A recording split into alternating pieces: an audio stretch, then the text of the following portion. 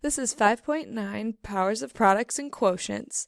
So we're going to kind of focus a little bit more on exponents, but connect exponents to the fractions that we've been doing. So first of all, we have a little investigation. If we were to start with 4 times 2 to the third power, we want to know, is it the same as 4 to the third power times 2 to the third power? So let's take a look. 4 times 2 to the third power, order of operations says it would be 8 to the third power. 8 times 8 times 8. Okay, so what does each 8 consist of? A 4 and a 2.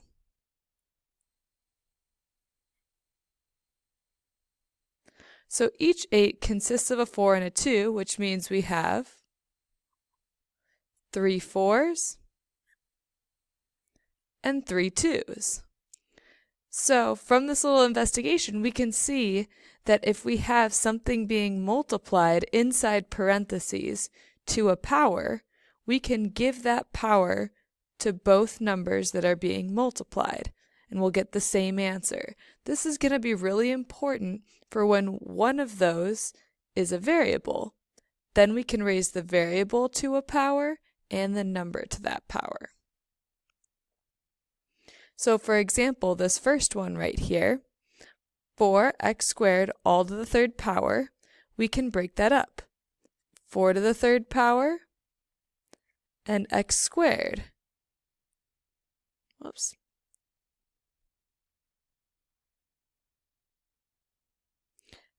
X squared to the third power. Now we have to further simplify that. 4 to the third power, 4 times 4 is 16. 16 times 4, we could do that over here.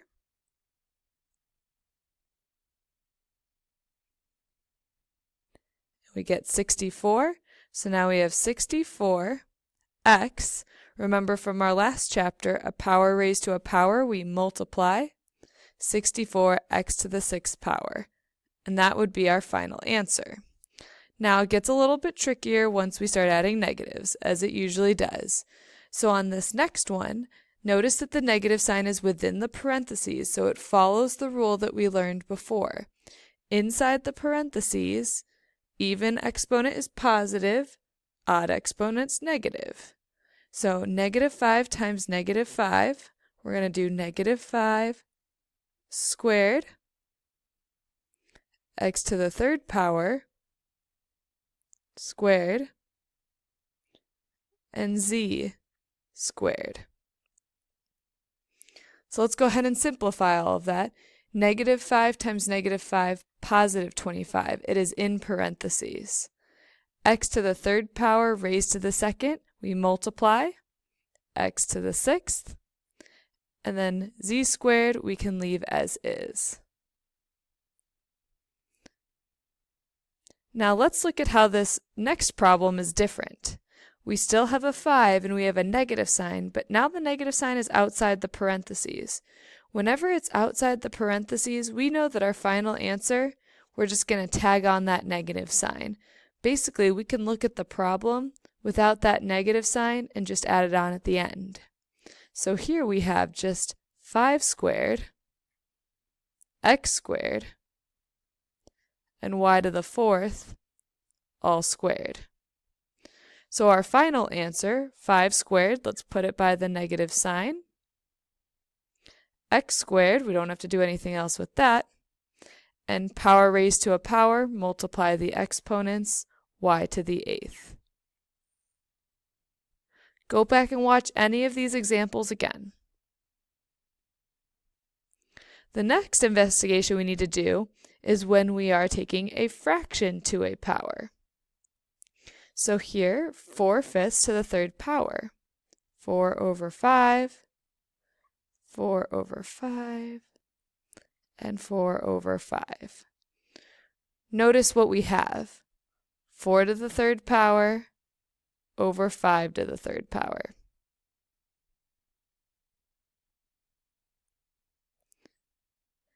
So notice that it's the same rule as what we learned before with multiplication. We can essentially distribute kind of this exponent to everything on the inside. We can give it to the top and give it to the bottom because both will be repeating. So that's our main takeaway there. So now we're doing an example with variables.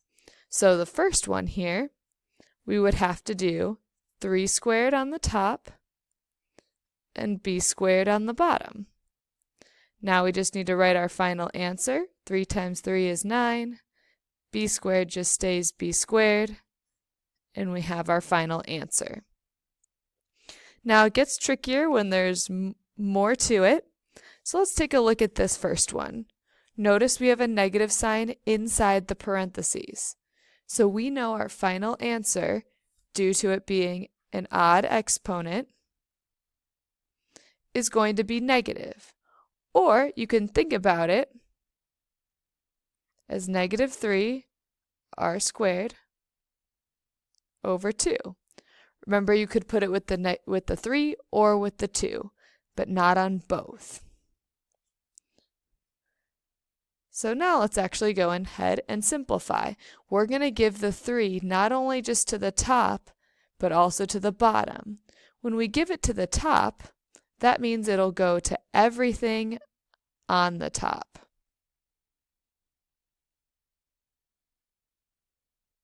So it's kind of like we have a mini problem within a problem. We're going to do what we did on the last couple slides. So we have negative 3 to the third power, r squared to the third power, and then we have 2 to the third power. Let's do our final simplifying. Negative 3 times negative 3 times negative 3. We already knew it was going to be negative 27. Power to a power, multiply the exponents. And then 2 to the third power, 2 times 2 times 2 is 8. Of course, we want to look to simplify the fraction, but it is in simplest form. We do not need to make it into a mixed number. You could put the negative sign on the top, put it on the bottom, put it to the side, but not on both.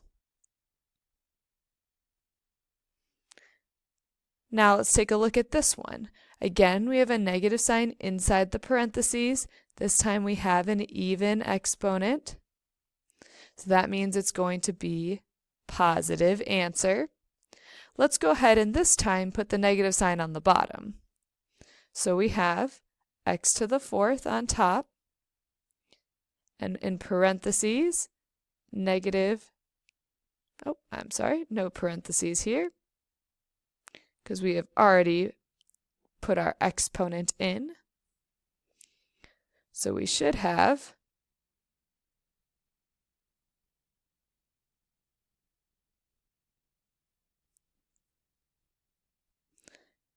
negative 2 y to the fifth. Now remember, in order to put on this exponent, we are going to have to put it in parentheses, but some of you probably are seeing that we just need to give the exponent to everything on the bottom. Negative 2 to the fourth power in parentheses, y to the fifth power to the fourth power.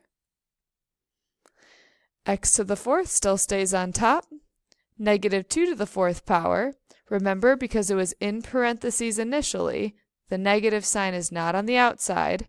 Negative 2 times negative 2, positive 4. And then we have times another negative, which would be negative 8, and then another negative, positive 16. Power to a power, multiply the exponents, and we have our answer in simplest form. This one's probably the trickiest, so let's talk through the signs again. So to start out, we had a negative sign in parentheses, which means the even exponent makes it positive. Now, if you just want to make it positive right away, that's great.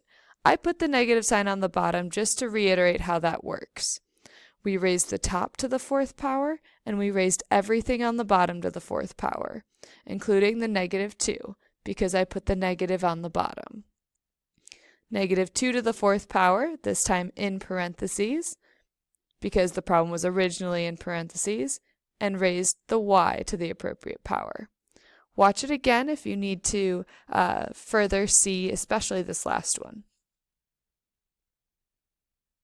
Oh, skip too many pages. So let's just go over the rules with negative signs. If the negative sign is inside the parentheses, even exponent means it's positive. Odd exponent means it is negative, just like we learned the last chapter. If the negative sign is outside the parentheses, it is always, oh wow,